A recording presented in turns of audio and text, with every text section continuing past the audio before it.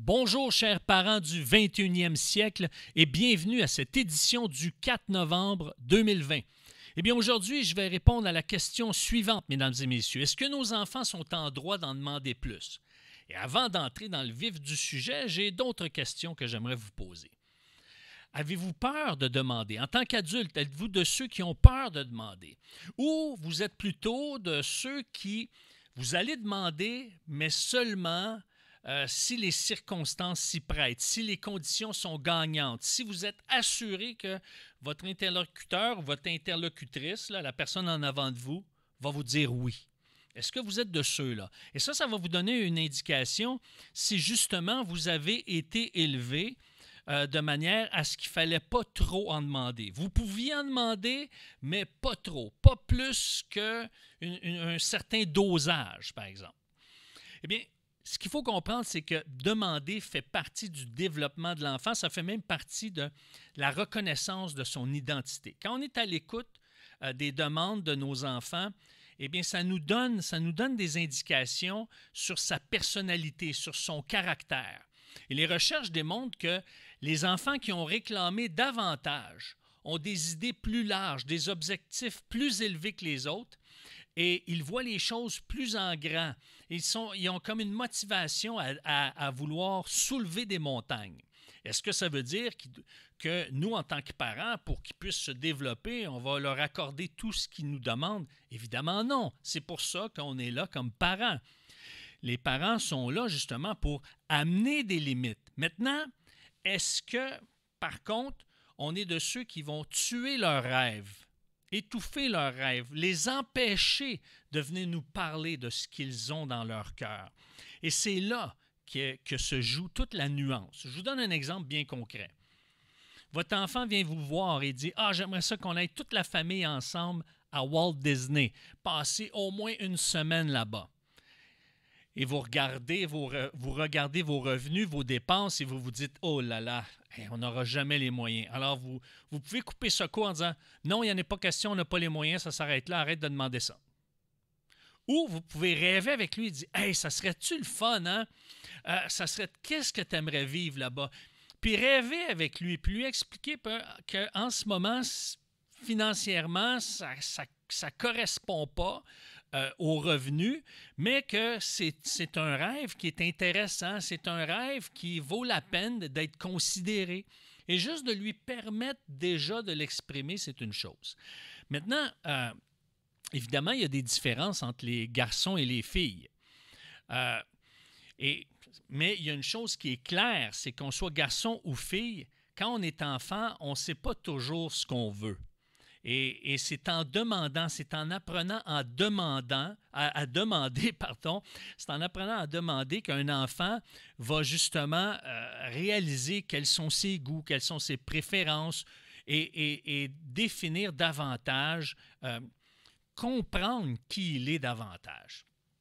Maintenant, la différence entre les garçons et les filles. Par exemple, une fille qui n'a pas appris comment demander quand elle était jeune, quand elle était enfant ou jeune adolescente, eh bien, ces filles-là, en grandissant, vont utiliser des moyens détournés pour obtenir ce qu'ils veulent recevoir. Donc, une des façons, c'est que ces filles-là vont donner davantage plutôt que de demander. Eh bien, ils vont donner davantage aux autres en espérant recevoir davantage. Donc, ils vont se servir du don d'eux-mêmes pour obtenir en retour. Mais qu'est-ce qui va arriver en bout de ligne? Ils vont se rendre compte que ça amène des frustrations parce que ce n'est pas nécessairement parce qu'on se donne à quelqu'un ou qu'on donne des choses à quelqu'un qu'on va recevoir en retour.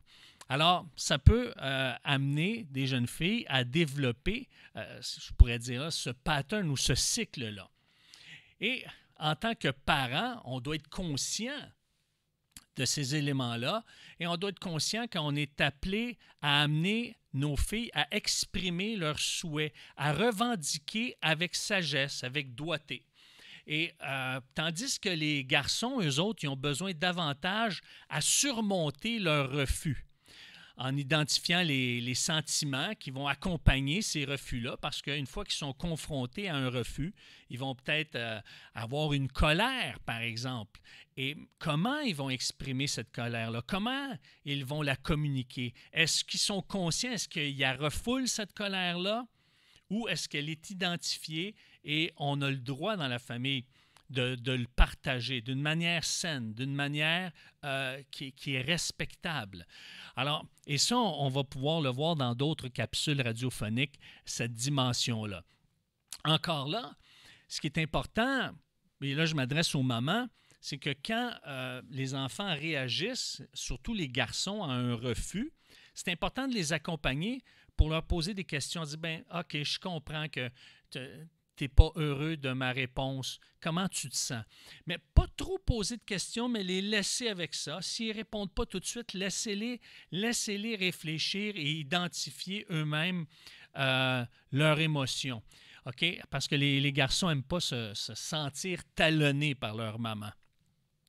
Donc, mais vous allez me dire, oui, mais si on est trop à l'écoute, est-ce qu'il n'y a pas un danger que nos enfants deviennent ce qu'on appelle des enfants rois ou des bébés gâtés? Bien, ce n'est pas toujours le fait qu'on leur donne ce qu'ils demandent qui va les corrompre. C'est le fait qu'ils parviennent à leur fin par des ultimatums, par des menaces, par des colères. Ça, c'est malsain. C'est ça qu'on ne doit pas accepter. Et donc, c'est toujours, on crée une atmosphère où est-ce qu'ils peuvent demander, mais il y a une façon correcte de demander, il y a une façon respectueuse de demander. Puis il y a une façon respectueuse aussi de recevoir un refus. Et quand ça vient chercher des émotions, mais ils peuvent les vivre, mais dans un contexte de respect. Et comme je vous dis ça, cette dimension-là, on le verra un peu plus tard, parce que le temps nous bouscule. Je vois que le chronomètre commence à réduire le niveau de sable, comme on dit. Hein? Et ce qui est important aussi à considérer, c'est que comment que John Gray va définir ce que c'est un enfant gâté, c'est une définition que je trouve savoureuse. Un enfant gâté, savez-vous c'est quoi? C'est un enfant où est-ce que le parent fait passer les besoins de l'enfant avant ses propres besoins. Okay? C'est comme ça qu'on produit un enfant gâté, c'est qu'on répond à ses demandes alors qu'on néglige les nôtres. Et c'est là que l'équilibre perd de sa force. Et c'est dans ce piège-là qu'on ne doit pas tomber. Alors, on ne doit pas tomber dans le piège de sacrifier notre propre bien-être au plaisir de celui de notre enfant. Évidemment, on n'est pas appelé non plus à ne répondre à aucun besoin de nos enfants en disant « ben moi, je suis un gouffre sans fond, je vais remplir tous mes besoins, puis mes enfants, eux autres, ils souffriront. » Ce n'est pas dans cet esprit-là. C'est toujours dans un jeu d'équilibre. Mais d'un côté ou de l'autre, quand l'équilibre est déstabilisé, eh bien, évidemment, ça a des conséquences et ça produit des répercussions. Alors, comment vous savez si vous en donnez trop? Bien, il va continuellement être insatisfait, quoique, peu importe ce que vous allez lui donner, il va manifester de l'insatisfaction, il ne manifestera plus de reconnaissance. Et ça, c'est un indicateur.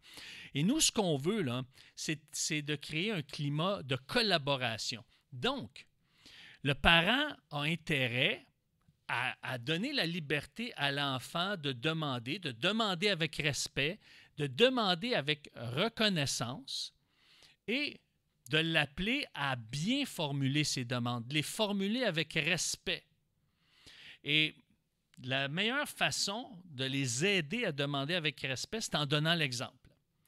Et s'il réagit parce qu'il n'est pas satisfait, par exemple, ou s'il réagit, je vous donne un exemple, un garçon, je ne sais pas moi, veut un morceau de gâteau, puis il va simplement dire « donne-moi ça » ou « papa, donne-moi ça ». Puis là, un instant, au lieu de dire hey, « c'est pas une façon de parler », vous faites simplement le reformuler de la bonne façon. Alors, vous regardez votre garçon, puis vous lui dites « Papa, voudrais-tu me donner ça, s'il vous plaît? » Et là, vous lui donnez, calmement. Donc, vous le redites pour lui, vous allez redire la façon de faire qui est bonne, et là, pour lui donner l'exemple. Par exemple, vous entrez dans la chambre de votre fille et puis elle dit « Sors de ma chambre! » Puis là, vous allez répondre « Voudrais-tu me laisser seul, s'il vous plaît? » « Comme tu voudras, ma belle. » Alors, ça, ce sont des façons qui vont renforcer l'idée que, mon père, même quand il est placé dans une situation inconfortable, me donne l'exemple. Ma mère aussi. Alors, c'est la clé qui va donner justement, qui va inspirer nos enfants. Et c'est toujours de la façon que nous, on s'adresse qui va faire la différence à nos enfants, de la façon qu'on adresse les choses à nos enfants, parce qu'ils n'apprennent pas en fonction de ce qu'on va leur dire, mais de comment on réagit. C'est nos actions qui observent, ce n'est pas nos paroles qui écoutent. Donc, je vais vous donner 10 façons de dire non en terminant. Et après ça, je vais dire un petit mot aux gens de foi, parce que ceux qui nous écoutent ne sont pas seulement des citoyens de bonne foi, mais il y a aussi des gens de foi qui écoutent. Alors, 10 manières de dire non. Non, je suis désolé, j'ai autre chose à faire. Non, parce que j'ai prévu autre chose. Non, mais peut-être une autre fois. Non, je suis pris par autre chose. Non, voici ce que nous allons faire à la place. Non, ça, pour l'instant, je préfère... Non, parce que pour l'instant, je préférais que tu ailles ranger ta chambre, par exemple. Non, mais j'ai une meilleure idée. Non, ce n'est pas le bon moment. Non, parce que j'ai prévu autre chose. Non, parce que j'ai besoin d'être seul quelques instants. Donc, voyez-vous, de donner un espace pour dire pourquoi c'est non et des alternatives. Et maintenant, pour les gens de foi, vous allez dire, oui, mais à ce moment-là, d'une part, est-ce que ça correspond à l'enseignement biblique? Oui, et je vais vous l'expliquer dans quelques instants. Et comment on peut développer justement un sens des reconnaissances, un sens de reconnaissance, parce qu'on peut se dire, si on permet à nos enfants de demander, jusqu'où on met des limites, parce que c'est notre rôle en tant que parents de donner des limites. Bien, justement, on leur donne la permission, mais on leur apprend à être reconnaissant.